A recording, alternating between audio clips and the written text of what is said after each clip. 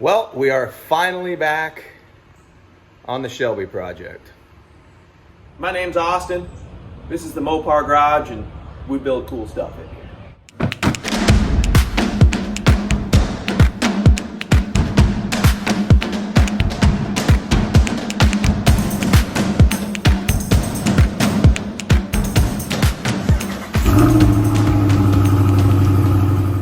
For those of you who don't follow the channel, I'll leave a link to the playlist up here, but this is my 1986 Carroll Shelby Dodge Daytona Turbo Z.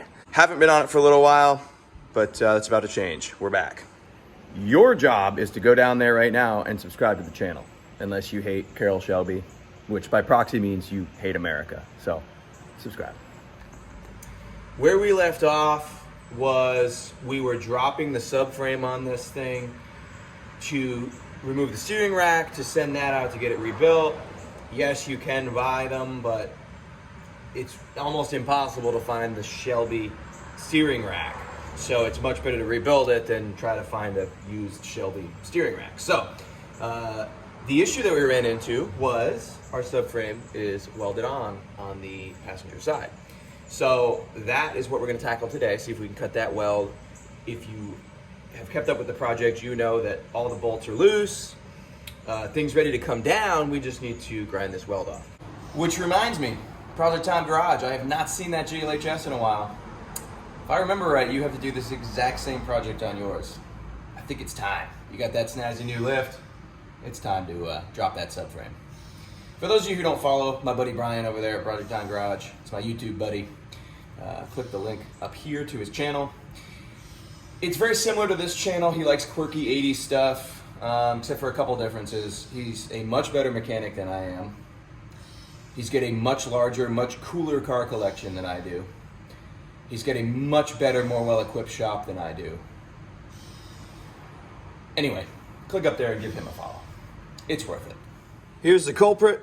This ugly booger weld right here is the only thing now holding this subframe on. So our job now is to grind that off and hopefully not damage anything in the process.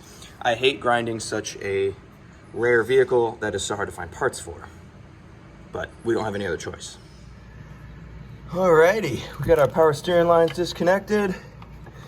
I think this subframe is now all free. I don't know about how the steering shaft goes into the steering rack itself. I did pull, if you watched the previous video, I did pull a pin out of the steering shaft on the interior, but I think it might just slide off exterior. Here's your steering shaft right there. I think it might just slide off on its own.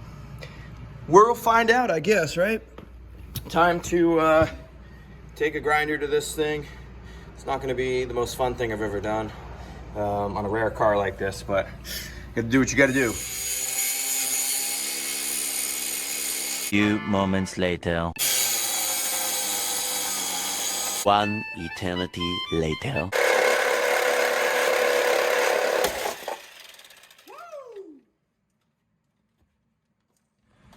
Well, we're free.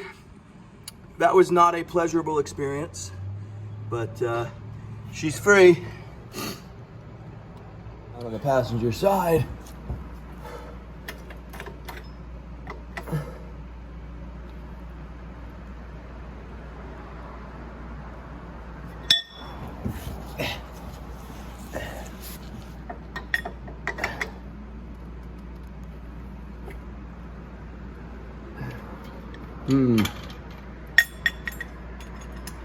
Something's binding us up, and I have a feeling it's the steering shaft.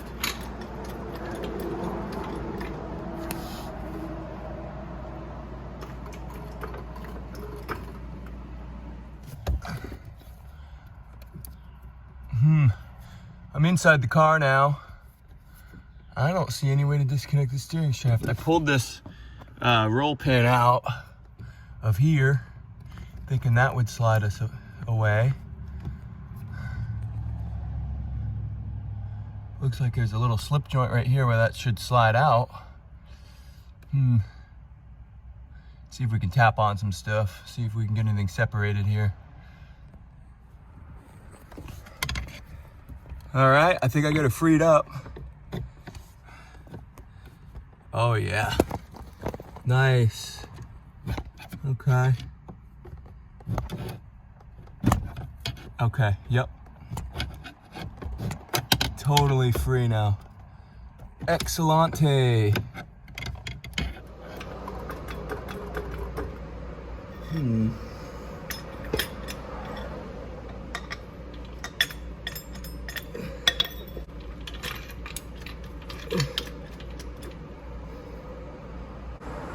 Steering lines are good.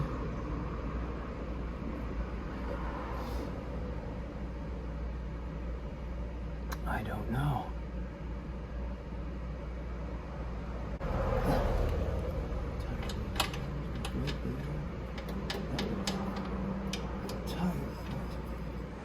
Well, I've discovered the culprit. You can see it's dropping nice and smooth in the front, but noticed it wasn't dropping in the back.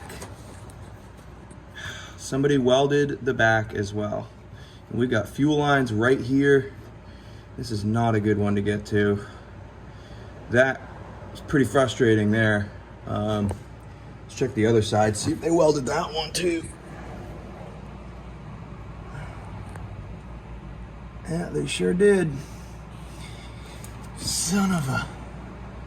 Man, what the heck? Why? Just don't understand. Dang it.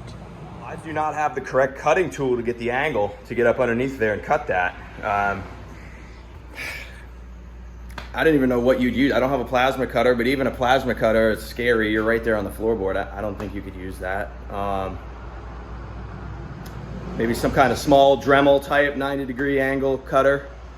That's probably the direction we'd have to go. Or do you hire someone to come in, a fabrication company to come down to the house and do it? That'd be a few $100 probably, but yeah, I just have to weigh that against buying a tool. How often am I gonna use the tool? If I never use the tool again, should I have just hired somebody and got, I don't know. We'll figure that out, but very frustrating just when we think we're making some Shelby progress here.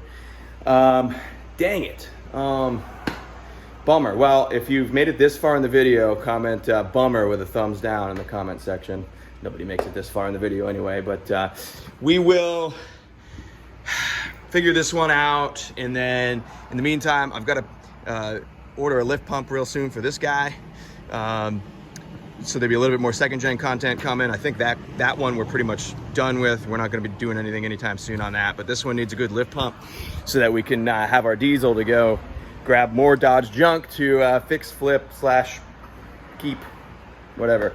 Man, what a bummer. Appreciate you watching. Like the video if you could. Subscribe to the channel. It really does help. And man, we'll see you guys on the next one.